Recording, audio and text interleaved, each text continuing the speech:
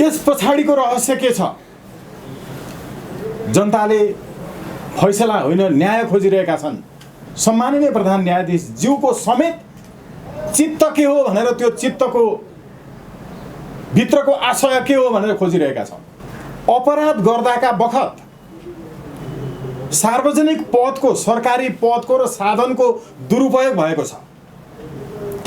सार्वजनिक ओहदालाई माध्यम बनाएर अपराध गरिएको छ। हो, नेपालको इतिहासमा पहिलो पटक अहिले आएको अपराध संहिताले सार्वजनिक पदमा बसेर सार्वजनिक पदको दुरुपयोग गरेर, स्रोत साधनको दुरुपयोग गरेर गरेको अपराधमा सजाय घटौती हुँदैन, डेढाले बढ्छ। पत्रकार साथीभाइहरूको अगाडि म उपस्थित भई म विचार शब्द पेश गर्न लागेको छु। अब पत्रकार साथीभाइहरूले पहिले पनि बुझिराख्नु भएकै छ, म एउटा चाहिँ अहिले 7-8 वर्षदेखि पीडामा सहेर म न्यायको लागि भौतारिरहेको छु। मैले कहिले न्याय पाउँछु, मैले कहिले न्याय पाउन सकौँला, म चाहिँ नि हाम्रो न्याय व्यवस्थापिकामा भर परेर उहाँहरूकै आश्रितमा उहाँसँग ढुक्क परेर बसिरहेको व्यक्ति हुँ। अब मेरो छोरी गीता ढकाललाई त्यो रञ्जन कोइरालाले उसलाई हत्या गर्नुभन्दा अगाडिदेखि नै तँलाई चाहिँ मारेर म गायब गर्थेँ, लास गायब गरिदिन्छु भनेर भनिरहेको थियो। त्यो भनिरहेको बार भनिरहेको हुँदाखेरि र बार पिटाइ खाइरहेको हुनाले गर्दा उसले प्रधानमन्त्री कार्यालय, गृह मन्त्रालय, राष्ट्रिय मानव अधिकार आयोग, नेपाल राष्ट्रिय महिला आयोग अनि अन्तर्राष्ट्रिय कानुन महिला मञ्च, यो सबै निकायहरूमा उसले चाहिँ निवेदनहरू पनि दिए, जो सशस्त्र प्रहरी र जनपद प्रहरीमा पनि निवेदन दिएकी थिए। मेरो सुरक्षा पाइयो, म कुनै पनि बेला मलाई चाहिँ मार्न सक्छ, मार्छु भनेर चाहिँ हिँडिराखेको छ, मारेर लास गायब गर्छु भनिरहेको छ भनेर उसले चाहिँ निवेदन दिइराखेकी थिए। त्यो दिँदै पनि अकस्मात एक दिन उसले निर्ममतापूर्वक हत्या गर्यो। हत्या गर्यो, कसरी गर्यो? उसले चाहिँ पहिले चाहिँ उसका स्टाफहरूलाई, कर्मचारीहरूलाई चाहिँ पेट्रोल किन्न पठायो।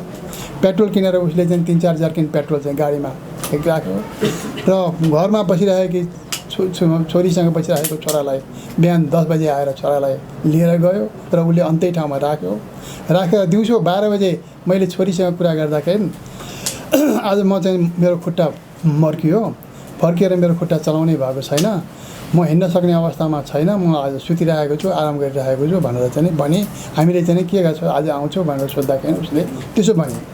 त्यसो भनेपछि ल ठिकै छ नि त, आराम गरेर बस्छ भन्यौँ हामीले चाहिँ 12 बजे दिउँसो 2068 साल पौष 27 गते दिउँसो 12 बजे। त्यस पछाडि हामीले चाहिँ फेरि 1-2 घन्टापछि फोन गऱ्यौँ, 2 घन्टापछि गऱ्यौँ। त्यस्तै फोन गर्दाखेरि फोनको स्विच अफ थियो। अब त्यो स्विच अफ थियो, बेलुका गऱ्यौँ स्विच अफ थियो, भोलि बिहान गऱ्यौँ स्विच अफ थियो। अब के भयो त भन्ने हामीले के शङ्का गऱ्यौँ भनेदेखि उसले चाहिँ 12 बजे र 1-1:30 बजेको बिचमा आएर उसले हत्या गर्यो। हत्या गरेर उसले चाहिँ बेलुका आएर त्यो लासलाई लिएर गएर टिस्टुङ मेत्राङ भन्ने ठाउँमा लगेर जलायो। त्यो सबै गाउँलेहरूले राति हुरहुरीले आगो बलेको जलेको देखे, के हो भने त्यस्तो हुँदै गयो। अब पछि चाहिँ ऊ 7 गते चाहिँ मेत्राङमा पुग्यो।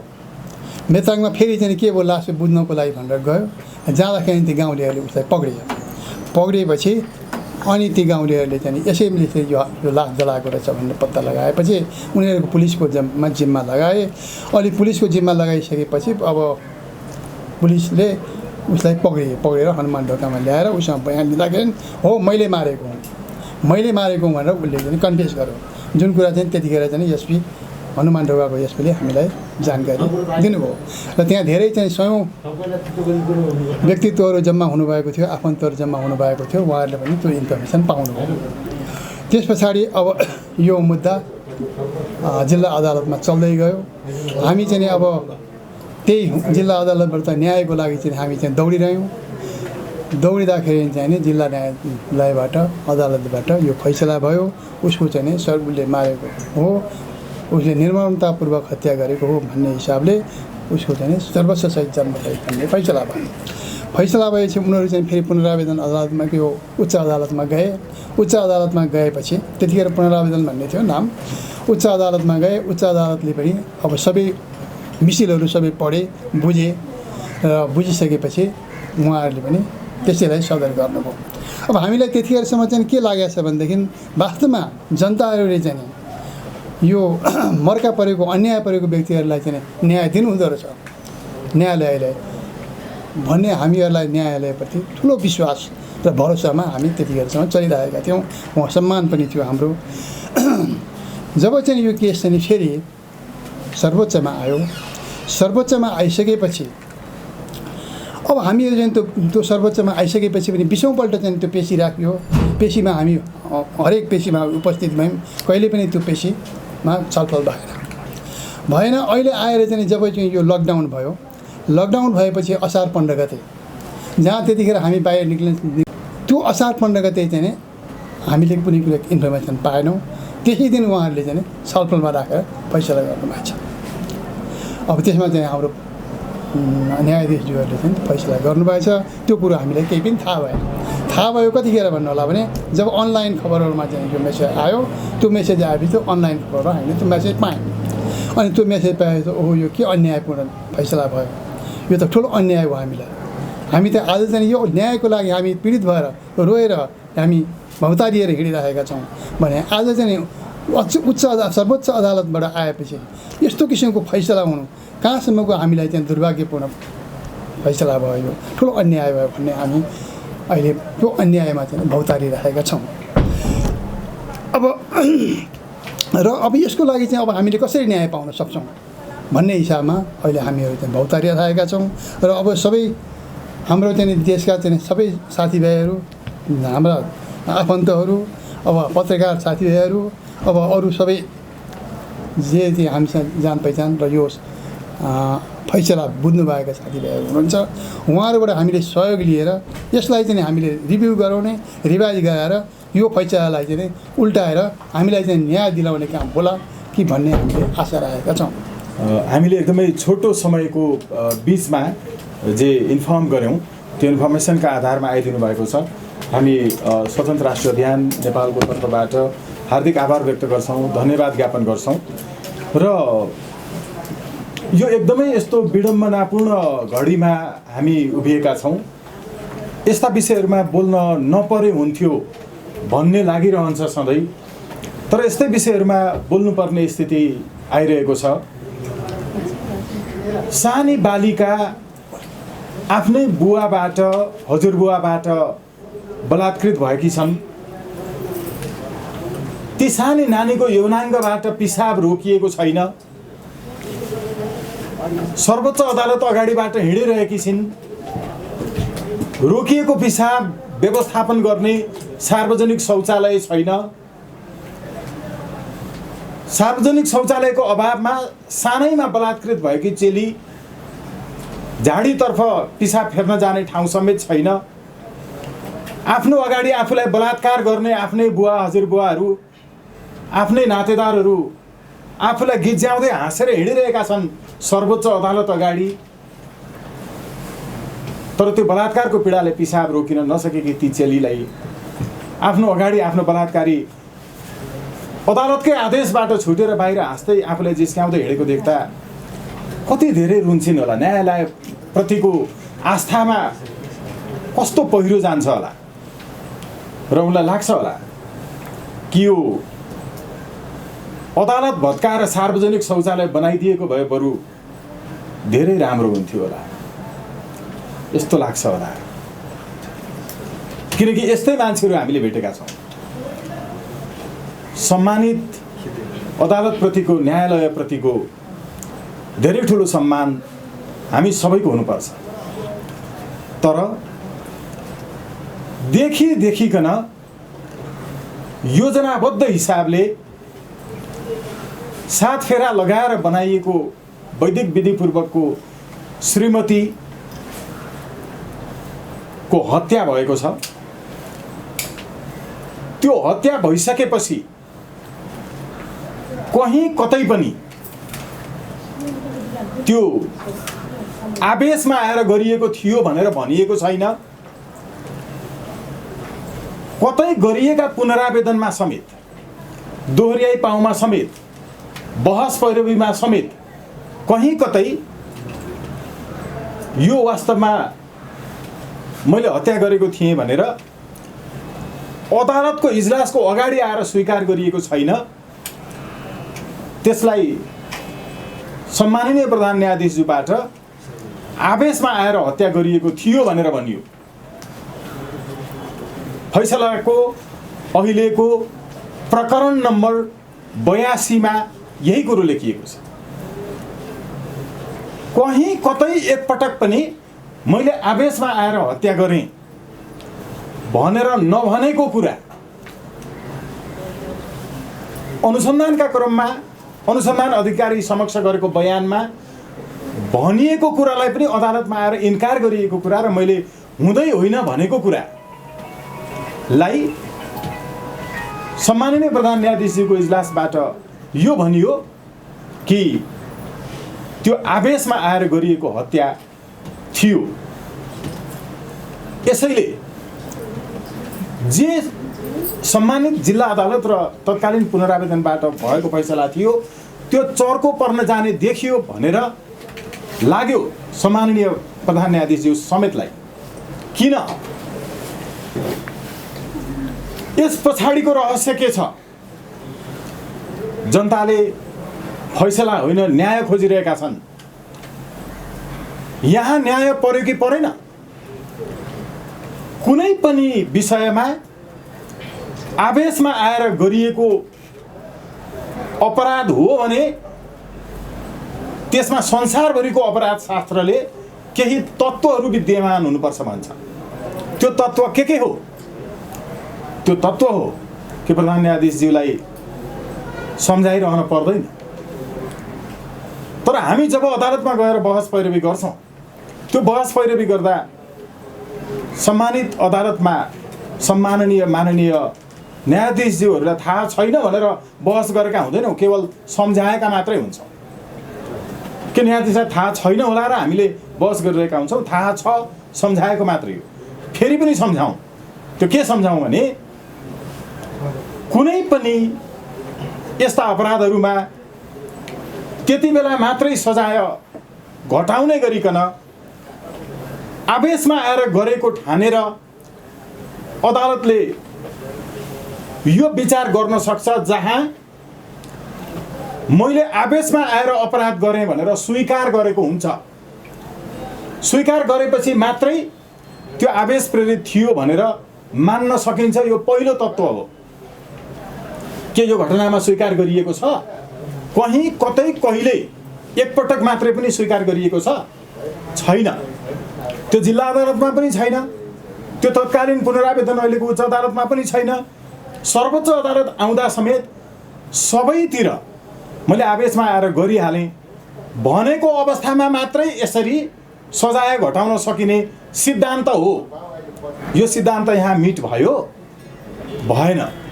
यसैले हामी यति बेला सम्माननीय प्रधान न्यायाधीशज्यूको समेत चित्त के हो भनेर, त्यो चित्तको भित्रको आशय के हो भनेर खोजिरहेका छौँ। सबैभन्दा महत्त्वपूर्ण कुरा यो तत्त्व हुन्छ संसारभरि। पहिला फर्स्ट सरेन्डर देन हियरिङ। पहिला कुनै विषयमा सरेन्डर गरेपछि त्यो विषयमा हियरिङ गरिन्छ। आवेशमा आएर मैले गरिहालेँ भन्ने कुरामा सरेन्डर गरेपछि मात्रै त्यसलाई हियरिङमा लिएर अनि चर्को नै परेको रहेछ सजाय भने मात्रै घटाउन पाइन्छ। यो संसारको सिद्धान्त प्रधान न्यायाधीशज्यूलाई नलाग्ने, अहिले वयस्क भइसकेका मास्टर्स डिग्री पढिरहेका सन्तानलाई देखाएर अनि अभिभावकत्वको संरक्षण हुनुपर्छ सन्तानलाई भनिकन सजाय घटाउने हो भने प्रधान न्यायाधीशको नजरमा छैन गर्भवती चेलीबेटीहरू नेपाल यातायातभित्र चाहिँ अलिकति चोरी गरेको के गरेको सुनका चाहिँ कसैको मुन्द्रालाई चोरेर अनि घरमा भाइको फी तिरेर पढाउने चेलीहरू जो आफै गर्भवती थिए अहिले जेलमा भएर जेलभित्र बच्चा जन्माइरहेका छन्। कति जेलभित्र साना साना बालबालिकाहरू अभिभावकसँगै अहिले पनि बसिरहेका छन्। त्यहाँ प्रधान न्यायाधीशज्यूको कहिल्यै ध्यान पुग्यो गयो? कति मान्छेहरू छन्?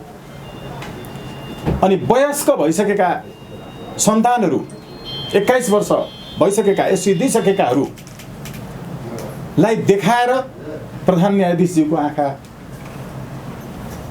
साँच्चै न्यायमूर्ति जो सिम्बोलमा राखिन्छ त्यस्तै पट्टी बाँधिएको छ कि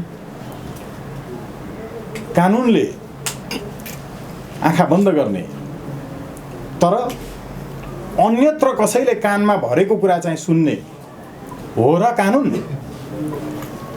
यो तत्त्व एउटा मैले यहाँहरू समक्ष राखेँ जो स्वतन्त्र राष्ट्रिय अभियानको अवधारणा हो कि न्यायपालिकाभित्रको भ्रष्टाचार गलत प्रवृत्तिको अन्त्य हुनैपर्छ। हामी त्यसको विरुद्ध लडिरहेका छौँ, उभिरहेका छौँ। त्यसैले स्वतन्त्र राष्ट्रिय कानुन व्यवसायी अभियान छ 62 सदस्यीय केन्द्रीय समिति। आज खासमा त्यसको स्वतन्त्र राष्ट्रिय कानुन व्यवसायी अभियानको तर्फबाट अघि कृष्ण प्रसादजीले राख्नुभएको विचारहरू। अब यो सँगसँगै अहिले प्रधान न्यायाधीशज्यूको चित्तमा लागेको कुराहरू उहाँले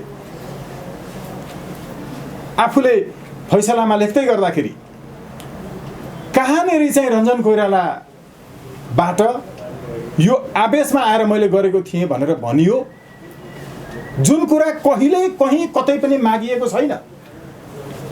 माग्दै नमागेको कुरा प्रधान न्यायाधीशले कसरी दिनुभयो? किनकि रञ्जन कोइरालाज्यूको तर्फबाट कुनै पनि अधिवक्ताज्यूहरूले यो आवेशमा आएर गरेको हत्या भएको हुनाले यो अनुसारको चाहिँ सजायमा मर्का पर्न गयो, घटाउनु पर्यो भनेर बहस गर्नुभएको भन्ने कुरो फैसलामा उल्लेख छैन। माग्दै नमागेको कुरा दिने अवस्था कति बेला हुन्छ? सँगसँगै अर्को तर्फबाट पनि हेर्नुपर्ने जरुरी छ। त्यो हेर्नुपर्ने जरुरी मध्येको महत्त्वपूर्ण कुरा के हो भने अपराध गर्दाका बखत सार्वजनिक पदको, सरकारी पदको र साधनको दुरुपयोग भएको छ। सार्वजनिक ओहदालाई माध्यम बनाएर अपराध गरिएको छ। हो, नेपालको इतिहासमा पहिलो पटक अहिले आएको अपराध संहिताले सार्वजनिक पदमा बसेर सार्वजनिक पदको दुरुपयोग गरेर स्रोत साधनको दुरुपयोग गरेर गरेको अपराधमा सजाय घटौती हुँदैन, 1.5 बढ्छ, 1.5 गुणा हुन्छ। यो सँगसँगै संसारभरको सिद्धान्त के हो? अहिले हामीले राखेको चाहिँ यो पटकको चाहिँ अपराधको गाम्भीर्य बढाउने केही तत्त्वहरू छन्। त्यो तत्त्वहरूमध्ये आफ्नै संरक्षकत्वमा रहेको व्यक्ति विरुद्ध भएको अपराधमा पनि सजाय बढ्छ, यसको गाम्भीर्य बढ्छ। गम्भीरता, अपराधको गम्भीरता बढाएको छ यसले। अहिलेसम्म सम्मानित सर्वोच्च अदालतले गरेका कैयौँ नजिरहरूका आधारमा यो अपराध संहितामा नयाँ कुराहरू इन्कर्पोरेट गरिएको भनेपछि यहाँ बढ्नुपर्ने थियो कि घट्नुपर्ने थियो? सम्मानित सर्वोच्च अदालतले गरेको फैसलाप्रति हाम्रो कानुनी हिसाबले त्यसलाई मान्नुपर्ने बाध्यता छ, तर यो मनले सम्पूर्ण नेपाली 3 करोडले मानेका छैनन्। यसले सम्मानित सर्वोच्च अदालतको मर्यादालाई रसातलमा पुर्याएको छ। सम्माननीय प्रधान न्यायाधीश समेतको इजलासबाट भएको जो फैसला छ, यो फैसलाले सम्माननीय ज्यू भनेर कानुन बमोजिम मात्रै सम्बोधन गर्नुपर्ने स्थितिमा हामी पुगेका छौँ र अहिले यतिका वर्षदेखि आफ्नो छोरीको न्यायका लागि रात दिन रोइरहेर न्याय अब चाहिँ प्राप्त हुँदैछ भन्ने ठान्दै सर्वोच्च अदालत आइसकेपछि भएको फैसलाबाट हामीले हिजो बेलुका पनि गएर भेटेका थियौँ। जो मृतकको पिता हुनुहुन्छ हरिराम ढकालज्यू हामीसँगै हुनुहुन्छ। हिजो पनि बोल्न सक्ने स्थितिमा लगभग हुनुहुन्न थियो। एकदमै उहाँ मानसिक रूपमा पनि शारीरिक रूपमा पनि शिथिल हुनुभएको छ। उहाँका विचारहरू पनि हामी सुन्छौँ र स्वतन्त्र राष्ट्रिय अभियानले चाहिँ न्यायपालिकाभित्रको यो विकृत र विसङ्गत पक्षको निर्मूलीकरणका लागि हाम्रो आन्दोलन पहिलेदेखि पनि जारी छ, फेरि पनि अरू आन्दोलनका कार्यक्रमहरू छन्। आन्दोलनका कार्यक्रमहरूको बारेमा उहाँले सुन्नु भएपछि, हामीले सुनाएपछि उहाँले ऐक्यबद्धता पनि जनाउनु भएको छ र सायद उहाँले यसपछि आफ्ना विचारहरू राख्नुहुनेछ। स्वतन्त्र राष्ट्रिय अभियानको तर्फबाट चाहिँ सर्वोच्च अदालतभित्र भएका यस्ता गलत पक्षहरूको विकृतिका विरुद्ध लड्नु हुनका लागि, उठ्नु हुनका लागि, ऐक्यबद्धता जनाउनु हुनका लागि हामी सबैसँग आग्रह गर्न चाहन्छौँ र यो मुद्दामा हामी स्वतन्त्र राष्ट्रिय अभियानको तर्फबाट देशव्यापी रूपमा सबै बार इकाइहरू समेतदेखि लिएर जनसाधारण समेतको संलग्नताबाट विभिन्न आन्दोलनका कार्यक्रमहरू घोषणा गर्दैछौँ। हाम्रो त्यो आन्दोलनका कार्यक्रमहरूको घोषणामध्येको पहिलो कार्यक्रम आजको यो पत्रकार सम्मेलनबाट जानकारी दिने हो। म अब यसपछि फेरि कृष्ण प्रसादजीलाई नै आग्रह गर्दछु। धन्यवाद। के वास्तवमा कानुन भनेको माकुराको सानो जालो जस्तो, जहाँ माकुराहरू अड्किने र चिलहरू बाजहरू चाहिँ त्यसलाई छेडेर जाने, त्यस्तो हुनसक्छ त? सबै नागरिकहरू कानुनको अगाडि बराबर हुन्छन् भन्ने मान्यता स्थापित छ कि छैन त? हामी यो विषयलाई लिएर एकदमै कर्तव्य विमूढ बनेका छौँ, भाव विह्वल बनेका छौँ। हामी त एउटा यो अभियानलाई थोरै नेतृत्व प्रदान गर्ने, लाइट बनाइदिने एउटा सानो समूहका अभियन्ता मात्रै हौँ अहिलेलाई। मलाई लाग्छ यो अभियान 3 करोड नेपालीहरूले यसलाई प्रत्यक्ष बुझ्नेछन् र हिंसात्मक रूपमा नजाओस् भन्नको खातिर अझै पनि एउटा हामी कानुनको व्याख्याता, कानुनको पालना गर्ने, कानुन विषय पढेका हामी अधिवक्ताहरूले यो विषय सम्झाइराख्नु पर्दैन। महान्यायाधिवक्ताको कार्यालयले पनि यो विषयलाई पुनर्विचार गर्ने भनेर निवेदन पेश गरेको छ।